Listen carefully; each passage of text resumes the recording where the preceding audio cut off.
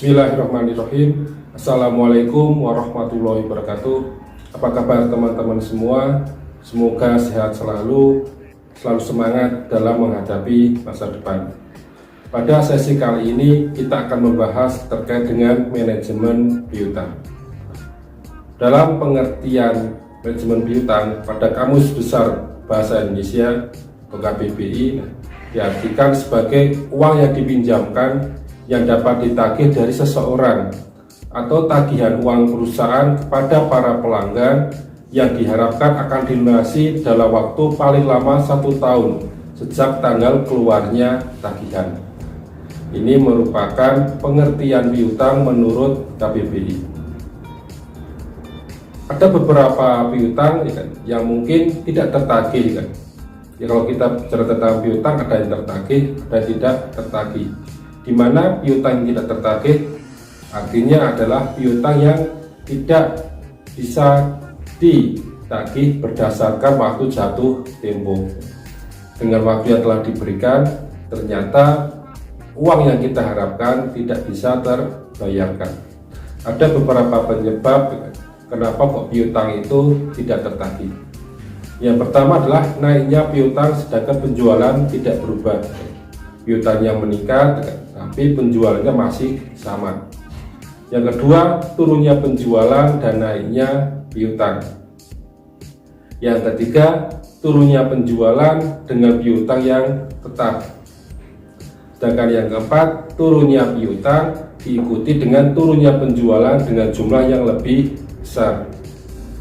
Yang kelima, naiknya penjualan diikuti naiknya piutang dengan jumlah yang lebih besar. Ini yang menyebabkan kenapa kok piutang itu tidak tertagih. Berikutnya terkait dengan kebijakan pengumpulan piutang dan kredit.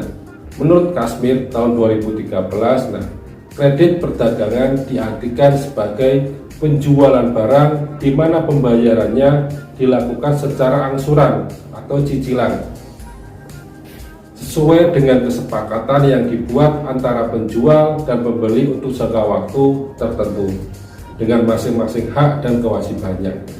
Ini merupakan arti kredit menurut Kasmir. Sedangkan terkait dengan upaya perusahaan, karena perusahaan dagang memiliki pengaruh dari hasil penjualan kredit. Di setiap penjualan yang dilakukan itu akan berpengaruh terhadap kondisi suatu perusahaan, di mana pada kondisi tertentu itu terkait dengan komponen piutang di aktiva lancar, sehingga penjualan terkait dengan barang yang telah dijual pada posisi aktiva lancar ini bisa terpengaruh. Sebaliknya ketika perusahaan membeli secara kredit, maka akan terlihat di sisi pasifa pada pos utang dagang. Berikutnya terkait dengan kebijakan kredit, ada beberapa hal yang perlu kita pelajari. Yang pertama terkait dengan standar kredit, yang kedua terkait dengan persyaratan kredit, yang ketiga terkait dengan kebijakan pengumpulan piutang, dan yang keempat terkait dengan rasio piutang. Yang pertama terkait dengan standar kredit. Standar kredit untuk menghindari atau untuk meminimalkan risiko yang dihadapi, maka sebelum penjualan kredit itu diberikan, perlu dilakukan beberapa analisa kredit. Maka ada beberapa bidang khusus yang bertugas dalam analisa kredit. Kalau kita melihat pada perbankan, ada orang yang memang bertugas di bagian analisa kredit. Tetapi kalau kita berbicara terkait dengan perusahaan, maka ada beberapa bidang keuangan di satu perusahaan yang akan bisa memahami bagaimana melakukan analisa kredit. Tujuannya adalah untuk mengetahui kemauan dan kemampuan yang dimiliki oleh pelanggan dalam membayar kewajiban. Analisa kredit yang diberikan tidak jauh berbeda dengan pinjaman yang diberikan oleh perbankan. Maka beberapa alat yang digunakan dalam analisa kredit seperti digunakan 5C. Berikutnya terkait dengan persyaratan kredit. Ini merupakan kebijakan kredit yang diambil oleh perusahaan, sehingga kebijakan ini berpengaruh terhadap persyaratan kredit. Nah, persyarat kredit itu diberikan oleh perusahaan kepada konsumen atau kepada pelanggan, di mana persyaratan kredit berguna atau memiliki manfaat untuk meningkatkan penjualan. Dengan kita melakukan piutang, harapannya penjualan bisa meningkat. Kalau kita berbicara terkait dengan hal-hal yang sangat besar atau perusahaan dalam lingkup besar, rata-rata penjualnya berdasarkan kredit, berdasarkan piutang dan jangka waktu. Tapi kalau dalam lingkup industri rumah tangga, UMKM, biasanya penjualan secara tunai. Nah, ketika manfaat ini digunakan untuk meningkatkan penjualan kredit dan merangsang pelanggan untuk segera membayar tagihannya. Di samping itu, terkait dengan jangka waktu kredit yang memberikan ruang gerak pada pelanggan untuk membayar kredit yang diterima. Jadi dengan kita memberikan jangka waktu kredit, konsumen atau pelanggan memiliki waktu, memiliki ruang gerak untuk mendapatkan uang. Mungkin waktu membeli dia belum punya uang atau belum ada dana yang mencukupi, sehingga dengan adanya jangka waktu itu bisa memberikan ruang gerak bagi konsumen. Yang ketiga, terkait dengan kebijakan pengumpulan piutang. Menurut Sartono pada tahun 2014 menyatakan bahwa kebijakan kredit dan pengumpulan piutang mencakup beberapa keputusan.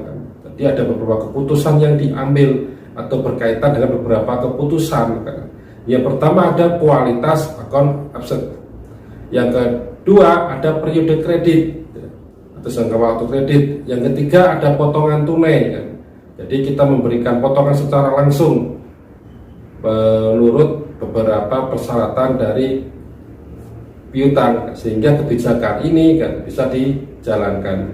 Yang keempat terkait dengan persyaratan khusus. Jadi ada beberapa persyaratan yang diberikan secara khusus. Dan yang kelima terkait dengan tingkat pengeluaran untuk pengumpulan piutang. Ini merupakan kebijakan pengumpulan piutang. Berikutnya terkait dengan rasio piutang. Ini sama pada analisa rasio keuangan. Ada beberapa yang bisa dihitung atau bisa dilakukan. Yang pertama terkait dengan penjualan secara kredit akan mengakibatkan atau akan mempengaruhi kinerja keuangan secara keseluruhan. Yang pertama, kita bisa menghitung perputaran piutang, di mana rumus perputaran piutang yaitu adalah penjualan kredit dibagi dengan rata-rata piutang, atau penjualan kredit dibagi dengan piutang. Yang kedua, kita bisa menghitung rata-rata penagihan piutang. Adapun rumusnya adalah piutang rata-rata dikali 360. Asumsinya adalah dalam 1 tahun ada 360 hari. Hasil dari perkalian piutang rata-rata dengan jumlah hari dalam 1 tahun dibagi dengan penjualan kredit, atau bisa menggunakan rumus jumlah hari dalam 1 tahun dibagi dengan perputaran piutang. Ini adalah rasio piutang. Berikutnya terkait dengan faktor-faktor yang mempengaruhi besarnya investasi terhadap piutang. Yang pertama adalah terkait dengan volume penjualan kredit. Jadi volume penjualan kredit ini bisa mempengaruhi investasi. Investasi akan dilakukan yang berpengaruh terhadap piutang, di mana volume penjualan kredit ketika itu dilakukan secara besar-besaran, maka pihak manajemen keuangan akan berpikir ulang. Ketika penjualan kredit secara besar, berapa lama dia akan memperoleh kembali modal. Itu harus menjadi suatu pertimbangan. Yang kedua terkait dengan syarat pembayaran penjualan kredit. Ada beberapa yang disyaratkan. Sedangkan yang ketiga terkait dengan ketentuan tentang pembatasan kredit.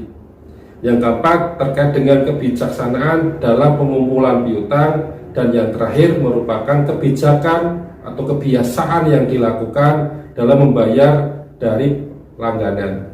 Jadi ada beberapa kebiasaan yang mungkin dilakukan di akhir bulan atau di awal bulan, atau mungkin piutang itu dibayarkan secara langsung atau yang dijalankan secara berkala. Nah, ini merupakan kebiasaan yang bisa kita kenali dari beberapa langganan. Berikutnya terkait dengan penilaian risiko kredit dan penyaringan pelanggan. Nah, kita bisa menggunakan pendapat menurut Trianto pada tahun 2015 menyatakan terdapat beberapa langkah yang bisa dilakukan untuk melakukan penyaringan kepada para pelanggan dalam rangka usaha preventif untuk memperkecil resiko. Resiko memang tidak kita harapkan, tapi terkadang itu terjadi kan. Ada beberapa kemungkinan kan.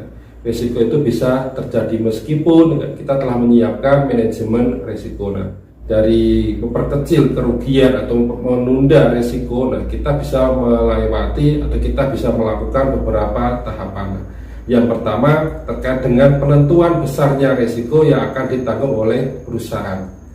Yang kedua, menyelidiki tentang kemampuan perusahaan untuk memenuhi kewajibannya. Kita harus mengetahui bagaimana kemampuan perusahaan lain dalam menanggung kewajiban.